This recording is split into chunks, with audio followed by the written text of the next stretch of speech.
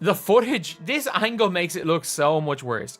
And again, like, people genuinely, some of the worst refereeing I have seen in my lifetime. Like, this is one of the worst missed calls I think I've ever seen in basketball. Like, this is not just a hand check. This is a double jersey grab.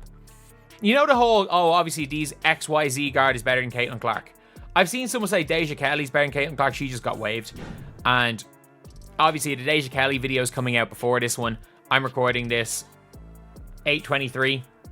A storm is erupting across the WNBA after shocking footage surfaced, showing a referee not only making questionable calls against rookie sensation Caitlin Clark, but appearing to outright disrespect her on the court.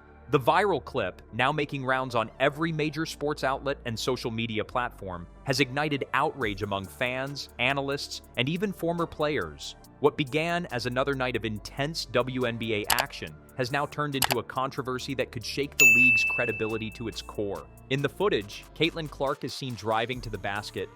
I actually don't think that she pushed off.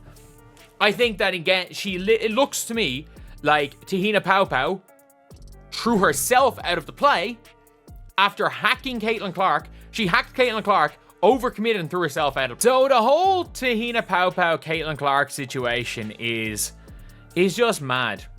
It's just mad. And I'm not joking when I say this. Like, there is now a new angle that shows, I don't even think in the whole push-off situation Caitlin Clark pushed off. Like, that's what it looks like. And Caitlin Clark, her arm is like being grabbed by Te-Hina Paopao, and she does take it off. Could there have been contact? Sure.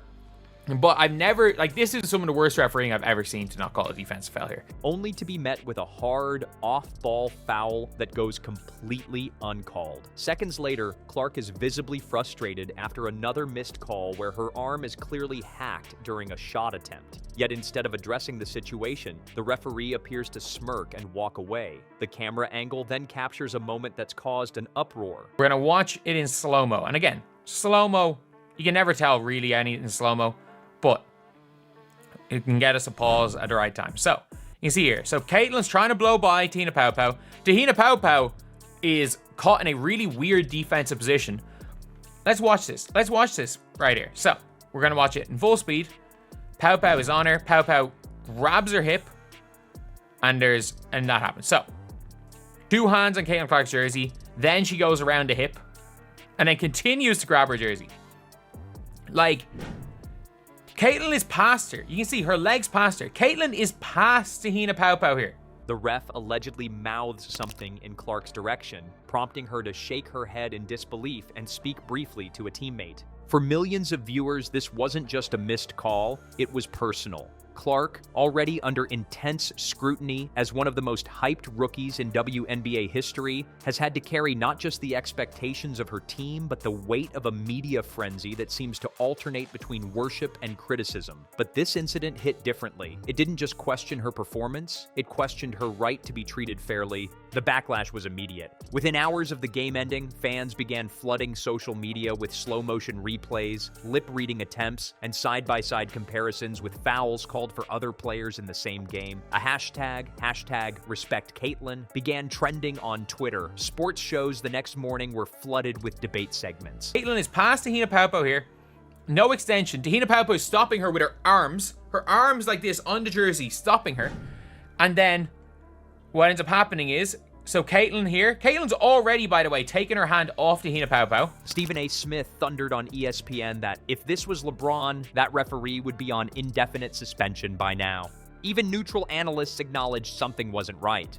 What makes this even more controversial is the context surrounding Caitlin Clark's entrance into the WNBA. Coming off one of the most legendary college basketball careers in history, she was hailed as the league's potential savior, someone who could bring in new fans, raise TV ratings, and finally give the WNBA the spotlight it has long deserved. And to a large extent, she's delivered. Ticket sales have skyrocketed, jersey orders are sold out, and broadcast ratings are up across multiple platforms. Yet with all that success has come resistance from players, commentators, and now, apparently, referees. There's been tension around the Caitlin Clark effect ever since the season tipped off. Some veterans feel she's getting too much attention too quickly.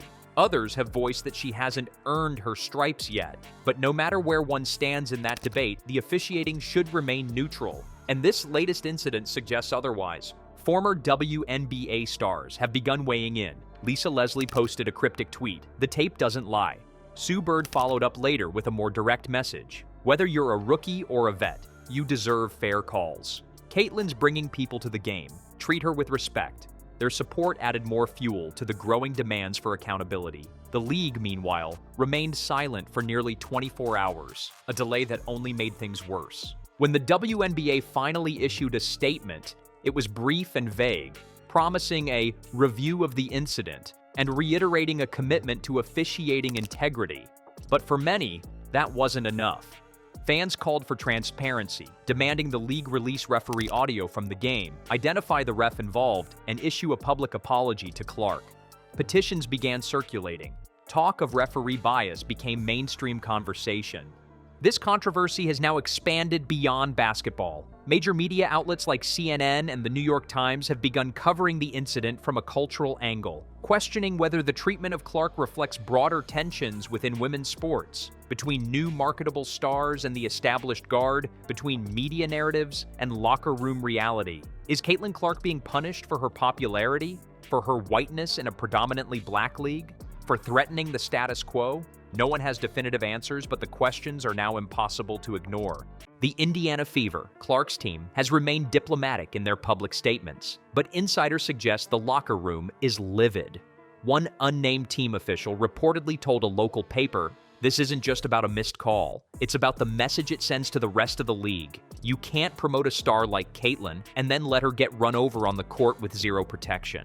The Fever have already contacted league officials privately and are rumored to be pushing for disciplinary action against the ref in question. Meanwhile, Clark herself has stayed relatively quiet, her only public statement being a short post-game comment, "I just want to play the game and compete. That's all I'm focused on."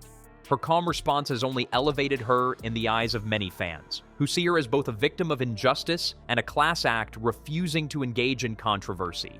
But behind the scenes, sources close to Clark say she's frustrated and even considering filing a formal complaint through the players' union.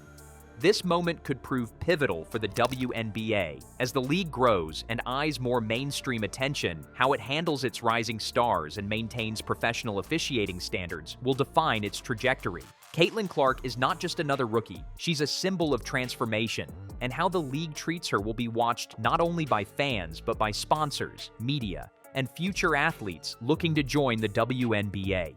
The video of that moment will live online forever, a stark, silent accusation frozen in time. What the league does next could determine whether it was just a bad call or something far more damaging.